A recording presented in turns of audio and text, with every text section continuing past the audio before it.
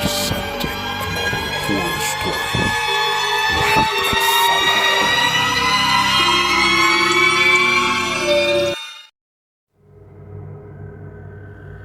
Excited na pumasok si Leia sa pabrika ng araw na iyon. Mag-iisang linggo pa lang siya sa trabaho bilang tagalagay ng label ng sardinas na produkto nila. Mababait ang kanyang mga boss. Lalo na si Boss Nick na palaging nakaalalay sa kanya. Ang binata rin ang nag-train sa kanya. "Pauwi ka na ba, Leia?" Tanong ng kasamahan niyang si Agnes isang hapon. "Bakit?" Baling niya sa kasama. Iminuwestra nito ang kamay habang itinuturo ang pinto sa pangalawang palapag ng pabrika sa labeling section. "Nakita ko kasi si Boss Nick. Parang may kakaibang kilos habang papasok sa kwartong iyon." Saad nito. Natawa si Leia at tinapik si Agnes. "Grabe ka, girl. Pati ba naman ang butihing may-ari nitong pinagtatrabahuhan natin pinagchichismisan mo?" Aniya. Napailing naman si Agnes. "Hindi na to chismis, girl. Nakita ko kasi si Boss Nick na pumasok dyan. At may dalang putol na kamay." Sagot ni Agnes. Napamulagat si Leia sa narinig. Putol na kamay? Aanhin naman ni Boss Nick ang putol na kamay. Dahil sa kuryosidad, tuluyan siyang nagpahila kay Agnes patungo sa labeling section. Kahit nangangamba siyang masarahan sila ng pinto at makulong sa pabrika. Uwian na kasi ng hapong iyon. At lahat ng manggagawa ay pinagbabawalan ng manatili sa pabrika kapag gabi. "Shh! Huwag kang magpahalata na sinusundan natin si Boss Nick." Ang wika ni Agnes, habang nakasunod ng tingin sa amo nilang palingon-lingon sa paligid kung may nakasunod ba. Tiyak nila, may tinatago itong sikreto. Marahil ay may kinalaman iyon sa kumakalat na balitang may kugtong raw na umaaligid sa paligid ng pabrika. Ang sabi ng mga taga roon, matagal na raw inaalagaan ng mga namamahala ng pabrika ang nasabing halimaw na ayon sa mga nakatatanda ay lumalamon raw ng halos 3 hanggang 5 tao sa isang araw. Hindi ko alam kung kailangan ko pa itong ikwento sa'yo. Pero may sabi-sabi kasi na may anak na babaeng nahulog si Boss Nick sa bandang ito ng karagatan. Sa pag-asam niya na buhay pa ito, pinagawa niya ng pabrika ang bahaging ito sa pagbabaka sakaling bumalik si Rona. Kuwento sa kanya ni Agnes. Hindi naman raw kasi taga rito sa Lapu-Lapu si Boss Nick.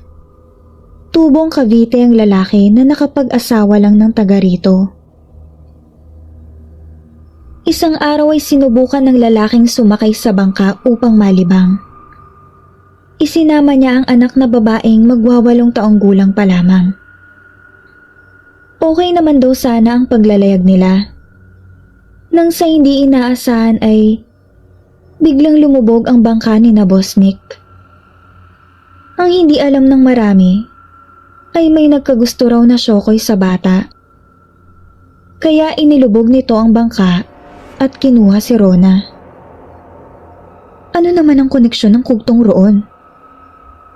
Naniniwala kasi si Boss Nick na ang kugtong na iyon ang tagapagbantay sa lahat ng mga taong itinago ng syokoy.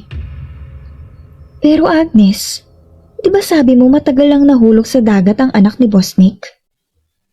Ibig sabihin, matagal na itong patay. Konklusyon ni Leia. Nagpatuloy sa pagsasalita ang dalawa. Kaya wala silang kaalam-alam na naramdaman na pala ni Boss Nick ang presensya nila. Narinig nito ang lahat ng sinasabi nila. Hindi tuloy nila namalayan ang paglihis ng daan nito. pagkuway basta na lang naglaho. Wala naman kasing katotohanan ang lahat ng balitang kumakalat. Walang Shokoy. Wala siyang asawa. Dahil palabas lang ang lahat ng iyon. Siya si Nick Beranes.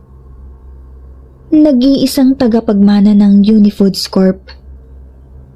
Namamayagpag na sa industriya ang negosyo ng kanyang mga magulang. Bago pa man siya pumalit sa pwesto ng mga ito. Ipinamana sa kanya ng mga magulang ang kumpanya. Mga pabrika, ari-arian, kabilang na ang isang kugtong na ayon sa mga namayapang magulang ni Nick ay siyang nagdadala ng swerte sa kanila. Kaya nga lang, nagbibigay lamang ito ng swerte kapag inaalayan ito ng buhay na tao para lamunin. Pinaniniwalaan kasi ng mga ninuno ni Nick na may kakaibang kapangyarihan ng kugtong upang magbigay ng kakaibang lakas ng kuryente sa loob ng pabrika para paandarin ang kanilang malalaking makina. Sa totoo lang ay marami na siyang naialay sa inaalagaang halimaw. Karamihan ay mga trabahante niya na naka-assign sa ilalim ng mga makina. Sila kasi ang pinakamadaling mabiktima. Dahil madalas silang sumisid sa ilalim ng dagat para linisin ang anumang lumot na nakadikit sa propellers ng makina. Pero ngayon, mukhang makakakain ng magagandang dilagang alaga niya. Hindi alam ni Leia kung ano ang nangyari. Basta ang alam lang niya, nakalubog na ang kalahating katawan niya sa tubig at nakagapos ang mga kamay. Pilit niyang ipiniglas ang katawan sa pagbabaka sakaling makawala sa tali. Ngunit nang hina lamang siya nang madiskubring kadena pala ang itinali sa kanyang kamay. Tulong!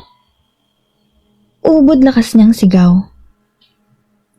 Kahit magsisigaw ka pa riyan, walang makakarinig sa'yo.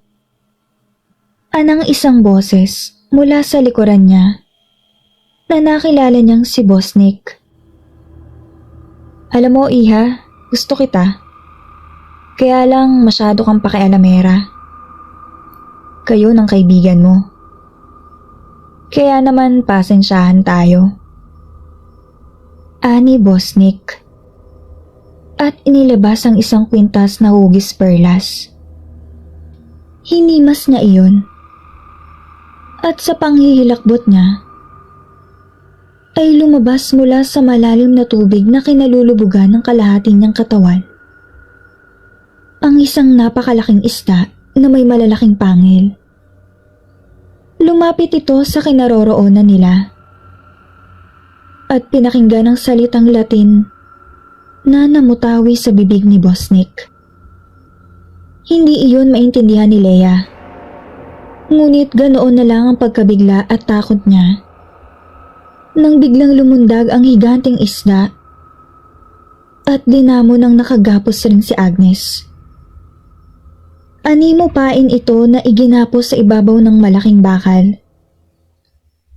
Ni hindi ito nakasigaw nang hablutin ng halimaw sa pinagtatalian nito. Ang mas nakakadiri pa, katawan lang nito ang kinain ng halimaw. Dahil naiwan ang mga kamay nito na nakasabit sa kadena. Ah! Hintakot na napaatras si Leia. Kahit alam niyang hindi siya makagalaw. Paano pa siya makakaalis? Tiyak, kamatayan rin ang patutunguhan niya. Gusto mo pang mabuhay? Nakangising tanong sa kanya ni Boss Nick. Tumangu-tango siya. Kahit walang boses ang namutawi sa kanyang bibig. Ayaw pa niyang mamatay. Kaya kahit mahirap, kailangan niya makipagkasundo kay Boss Nick. Napaiyak si Leia. Siguro nga nasa huli ang pagsisisi. Mas nanaising pa sana niyang mamatay kaysa sa maging asawa ng hayop na si Nick. Huli na nang malaman niya ang lahat. Totoo ang usap-usapan. Totoo ang kugtong. Totoo ang syokoy. Dahil si Nick ay isang syokoy. Isang nilalang na nakahandang maghasik ng lagim. Napahawak siya sa kanyang tiyan nang humilab iyon. Manganganak na siya. Kasabay sa kanyang masaklap na kamatayan. Bago pa siya napairi, ay nagpumuliglas ang kung anumang nasa loob ng kanyang tiyan. Pagkuway walang ano-ano, pumutok iyon.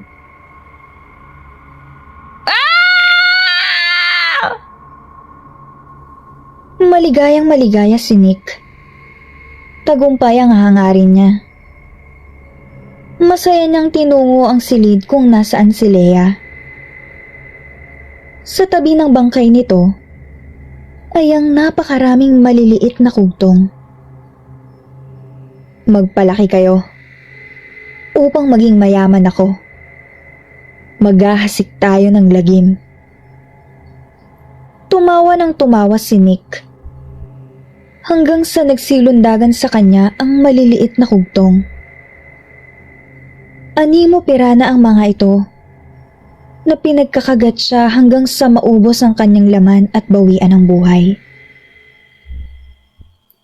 Isang halimaw ng dagat ang kugtong. Ngunit marunong itong tumingin sa taong dapat bigyan ng karma.